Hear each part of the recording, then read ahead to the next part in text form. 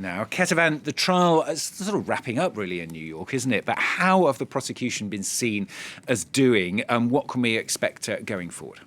Well, the prosecution really tried to make that case to connect the dots between Stormy Daniels, the porn star, the payment that she received, Michael Cohen, who was the lawyer who paid that money, and the reimbursement, because that is really the key to this case. It's the falsifying of business records in order to cover this reimbursement as legal fees. And the prosecution for that called 20 witnesses, including those two star witnesses that I mentioned, Stormy Daniels and Michael Cohen. Michael Cohen really was seen as the key to this case, whether or not the jury would believe him. So the prosecution really focused on him, really connecting those dots. The defense, on the other hand, calling only two witnesses, they really didn't bother trying to make their own case or to argue that Donald Trump hadn't done what he was accused of doing. And that's pretty basic standard procedure for the defense. All they had to do was undermine the witnesses of the prosecution, and they really went for it when it came to Michael Cohen. They depicted him as someone who lied, who stole, who was a fraud, who was out to get Donald Trump, and they are hoping that that will be enough to make their case, to really instill that reasonable doubt, not in the 12 jurors, just one of them, that would be enough. And that was really how they tried to do it. We're going to see the closing arguments on Tuesday. That's because there's a holiday in the U.S. on Monday, Memorial Day. So closing arguments for both sides.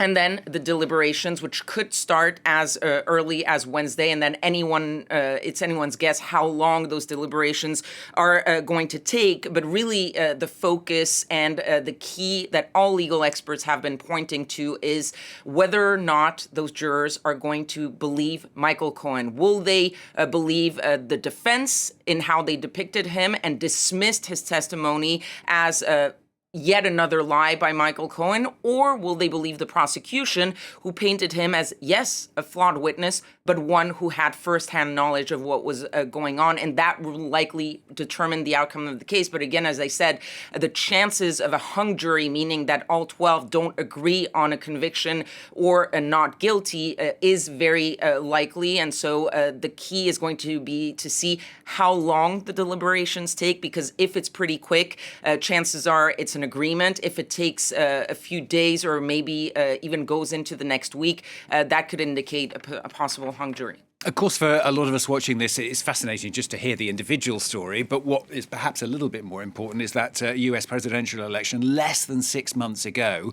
Is there indications at this point how the trial is impacting Trump as he heads towards that election? Well, Donald Trump keeps repeating, and he's done so ever since the start of the trial and even before that, that this is a politically motivated trial, that the Democrats are out to get him, to sort of shut him out of his run for the White House.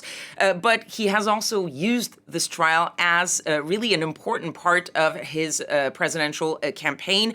He was stuck in court 4 days a week, except on Wednesdays and the weekends. But he used the cameras that were there outside of the courtroom to give statements almost daily at the beginning or at the end or both. He used the trial for fundraising purposes. You would get email blasts by Donald Trump almost every single day. And he also turned the court itself, or outside of the court, as a sort of must-visit political campaign stop, if you will, both for supporters and for Republican politicians. And it seems to be working, at least for now, and at least when it comes to fundraising, because that has actually really worked. Last month of April, was the first time in 2024 that the Trump team, the Trump campaign, outraised the Biden campaign. Trump and the Republican National Committee raising $76 million in April. Biden and the Democratic National Committee only raising $51 million. Biden still has a lot more in the bank, but it is an indication that the fundraising prowess of Donald Trump is working, and it might be a little bit thanks in part to this trial.